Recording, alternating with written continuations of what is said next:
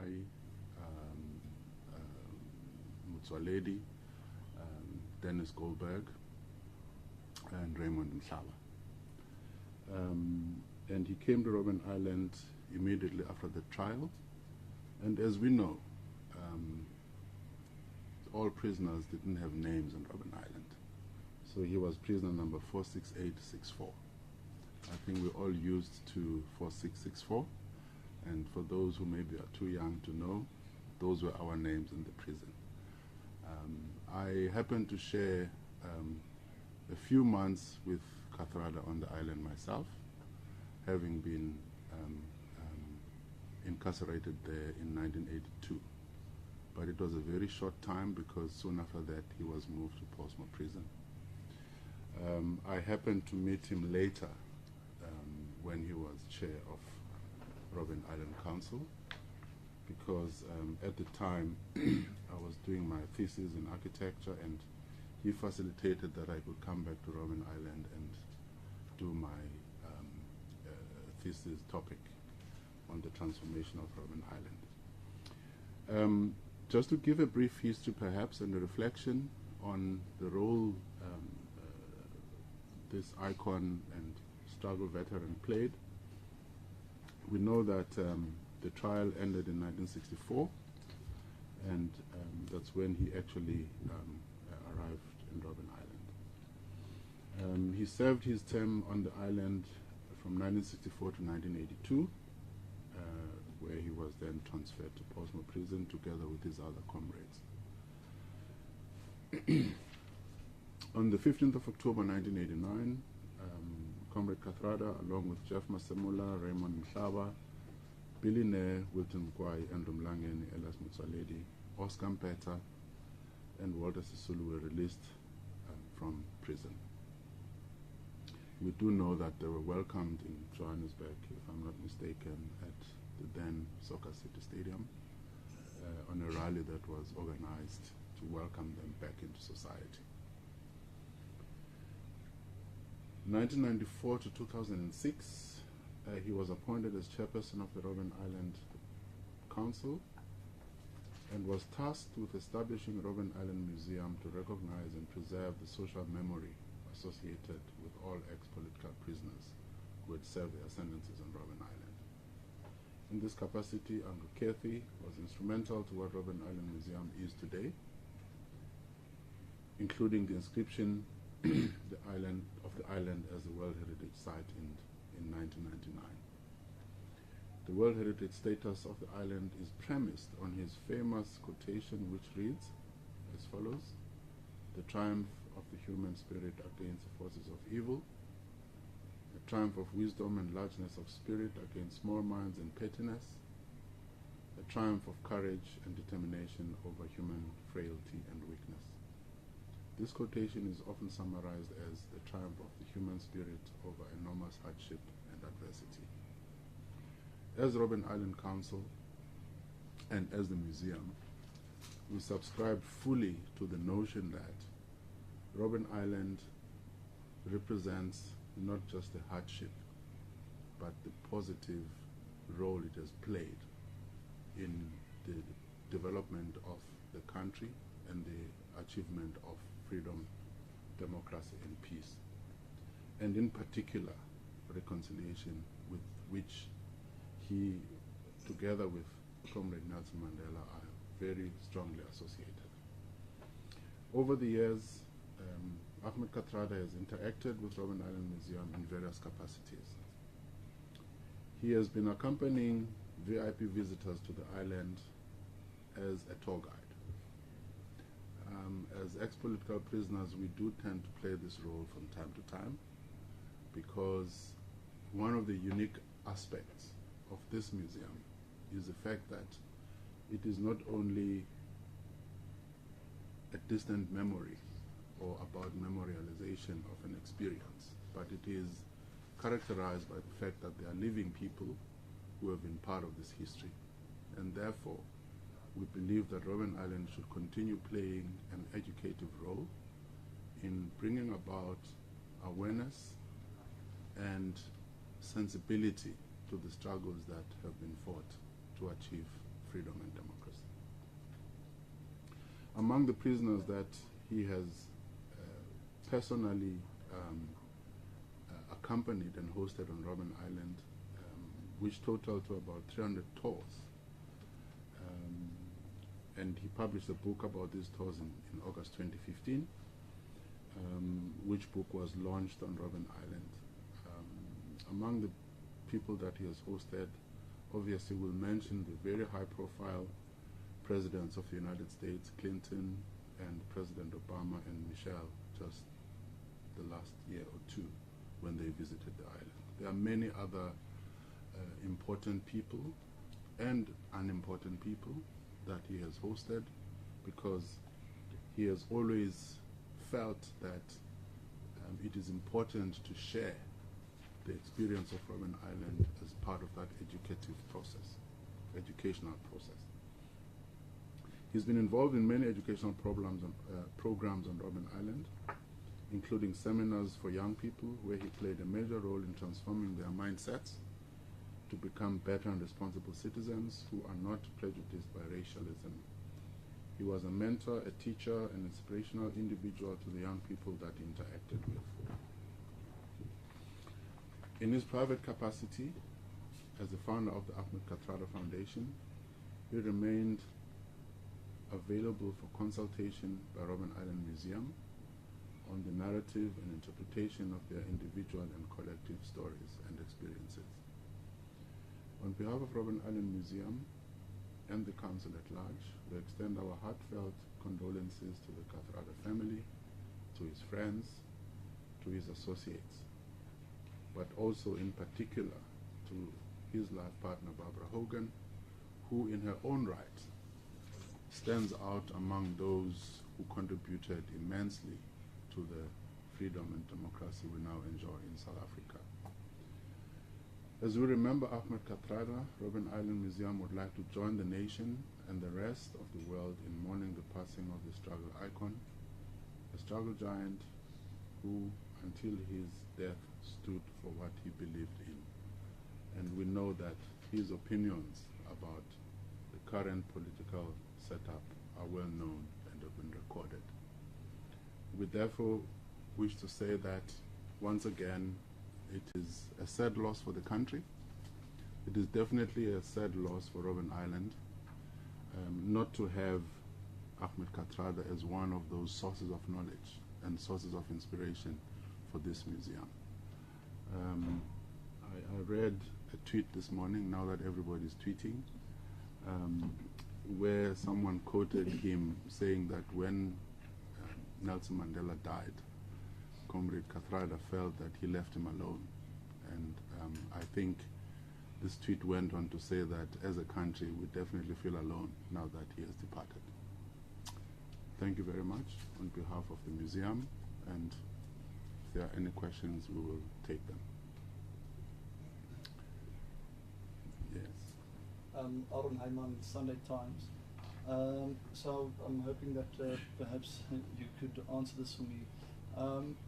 Who was the last high-profile person whom he led on a tour on the island?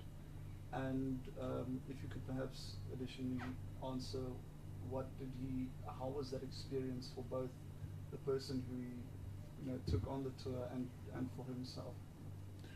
I will hope my management can help me with that question, because they deal with the day-to-day. The one I recollect would have been President Obama, but I don't know if there was anyone after that. That's right. Okay. We know that President Obama, when he was in South Africa, made it a point to visit Robben Island when he was here. And as it happens with all heads of state, it was a kind of private but official visit. He arrived on helicopter and everything had to stop, because that's what happens when especially American presidents travel. And we welcomed him on Robben Island on that day, and he took President Obama and Michelle through the Robben Island tour, first starting with the island itself. As you know, Robben Island is probably known for the prison experience, but it is an island of about, I don't know, 11 square meters, something like that. And you know, there are various layers around this island, but I think where he took the most were the two quarries, the limestone quarry and the bluestone quarry, because those symbolize the hardship on Robben Island. He obviously took them to see other sites, including the Second World War battery that is there, and the village where the warders used to stay. And he would have taken them to the maximum security prison, where he showed them his cell and Madiba's cell. And I remember in one of the articles that were quoted, a video clip, where he was mentioning that his cell had an advantage because it was looking outside. Madiba's cell is looking into the courtyard. His cell was looking outside, and he said he used to enjoy seeing the warders taking their children to school through his window, because one of the things that prisoners missed were children. But even the warders' children actually brought that aspect to him.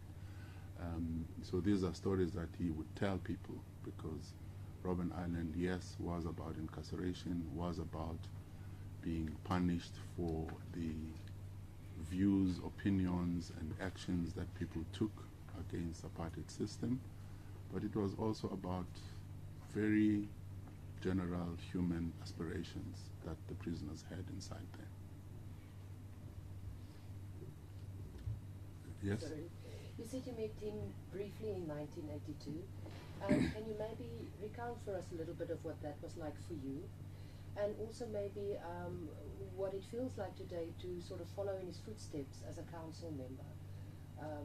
Explain to us what is that like for you? Okay. First, I'd like to explain that even my meetings with him would have been very short, because he was in the Section B of Robben Island, which was the leadership section, which were isolated cells.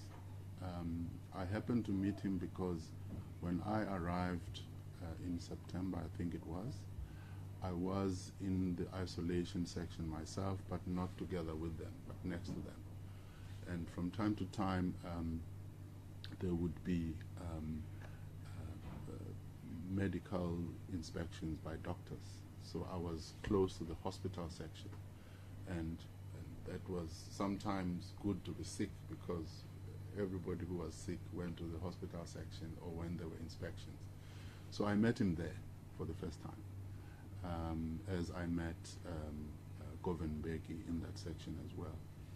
And the one thing I must mention, which might be funny to a lot of people, but not really about the two I've mentioned, I met a number of older veterans who asked me when I got incarcerated how long my sentence was.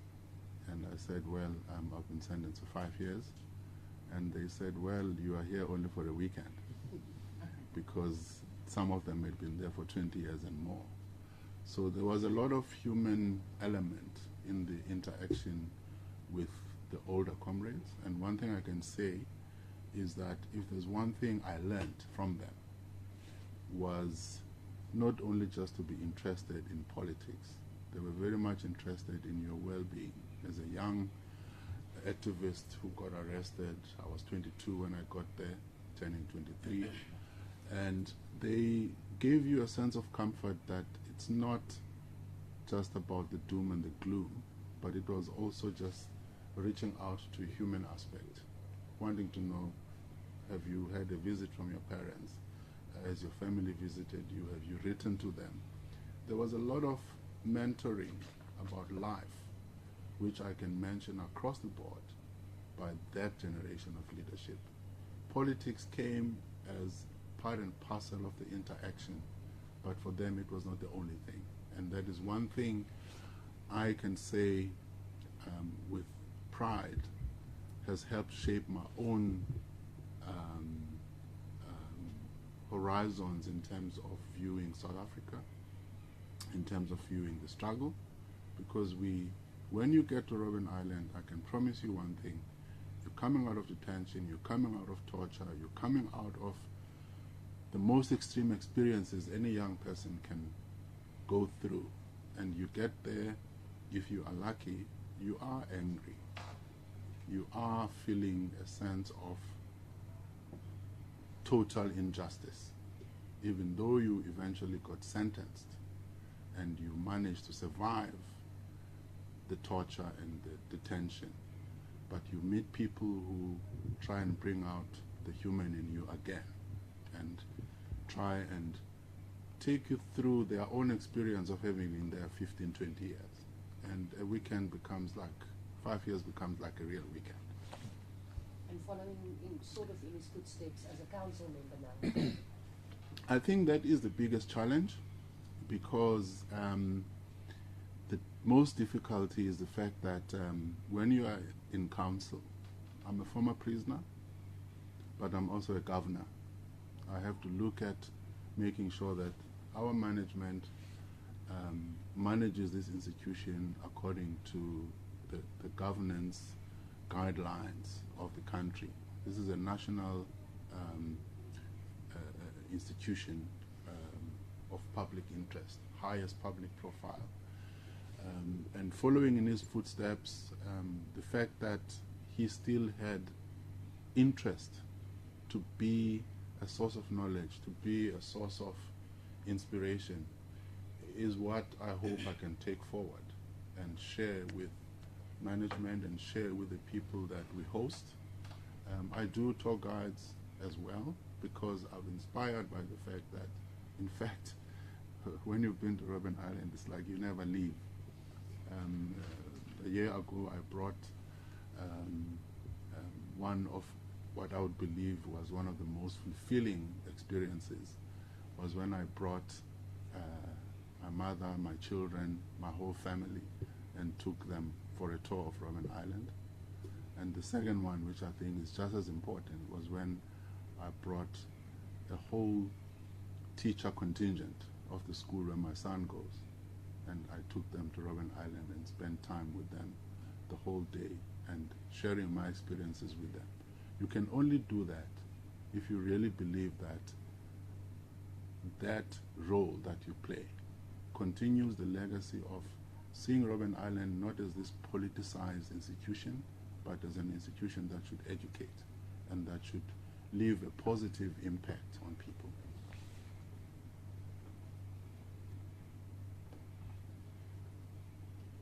Any further questions? I didn't hear where you were from, sorry? Sorry, Mariska Botha from the SABC. SABC, okay. Well, failing further questions, we'd like to thank you for honoring the invitation from us, I think. And I would hope that CEO, there will be other activities. Are we going to have a condolence book, maybe, which the public can access, so that people can be able to express their own experiences and their own feelings about this, because to us, Ahmed Kathrada is a giant like Nelson Mandela was. His death is at the same level, and we'd like to honor him accordingly. Thank you very much.